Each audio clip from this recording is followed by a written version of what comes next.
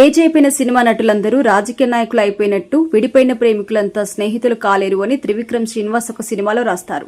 వాస్తవానికి ఏజ్ అయిపోయిన తర్వాత చాలా మంది సినిమా నటులు రాజకీయాల్లోకి వస్తారు. కానీ ఈ జనరేషన్ లో మాత్రం కెరియర్ పీక్ స్టేజ్ లో ఉన్నప్పుడే పవన్ కళ్యాణ్ పొలిటికల్ ఎంట్రీ ఇచ్చారు. అలానే తమిళనాడులో విజయ్ కూడా పొలిటికల్ ఎంట్రీ ఇచ్చారు.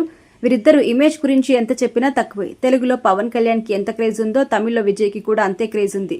తెలుగులో కూడా విజయ్ కి మంచి క్రేజ్ ఉంది. తాను నటించిన ఎన్నో సినిమాలు బాక్సాఫీస్ వద్ద అద్భుతమైన సక్సెస్ కూడా సాధించాయి. అత్తారింటికి దారేది సినిమా అప్పటి వరకు ఉన్న తెలుగు సినిమా చరిత్ర రికార్డ్స్ కూడా చెరిపేసింది. కలెక్షన్లకి కొత్త దారులు చూపించింది. అక్కడితో పవన్ కళ్యాణ్ స్టామినా ఏంటో అందరికీ తెలిసొచ్చింది. సరిగ్గా అదే స్టేజ్ లో జనసేన అనే పార్టీని స్థాపిస్తున్నట్టు power star Pavan Kalyan announce చేశారు.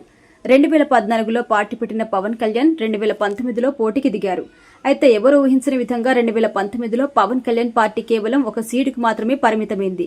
అక్కడితో పవన్ కళ్యాణ్ మీద విపరీతమైన విమర్శలు కూడా వచ్చాయి. సినిమాలో రాణించినంత ఈజీ కాదు అంటూ చాలా మంది కామెంట్స్ చేశారు. కట్ చేస్తే 2025లో పవన్ కళ్యాణ్ పార్టీ పోటీ చేసిన 21 స్థానాల్లో 21 స్థానాలు గెలిచింది. ఇప్పుడు డిప్యూటీ సీఎంగా ఉన్నారు. మరోవైపు తమిళ్లో మంచి క్రేజ్ ఉన్న హీరో విజయ్ కూడా తమిళ వెట్రికలగం అనే పార్టీ స్టార్ట్ చేశారు. తన పార్టీ సిద్ధాంతాలను భారీ మీటింగ్స్ లో అనౌన్స్ చేశారు. అలాగే ఆ పార్టీ మీటింగ్స్ కి కూడా భారీ స్థాయిలో ప్రజలు హాజరయ్యారు. అయితే ఇప్పటి వరకు పవన్ కళ్యాణ్ విజయ్ పార్టీ గురించి మాట్లాడలేదు. ఇక రీసెంట్ గా ఒక మీటింగ్ లో పవన్ మాట్లాడుతూ, నేను 15 సంవత్సరాలుగా రాజకీయాల్లో ఉన్నాను. ఇది చాలా కఠినమైన ప్రయాణం. నేను ఎవరిని తక్కువగా అంచనా వేయను. విజయ్ గారికి ఆయన party Tamil వెట్రికలగం all the best అంటూ తెలిపారు పవన్ కళ్యాణ్.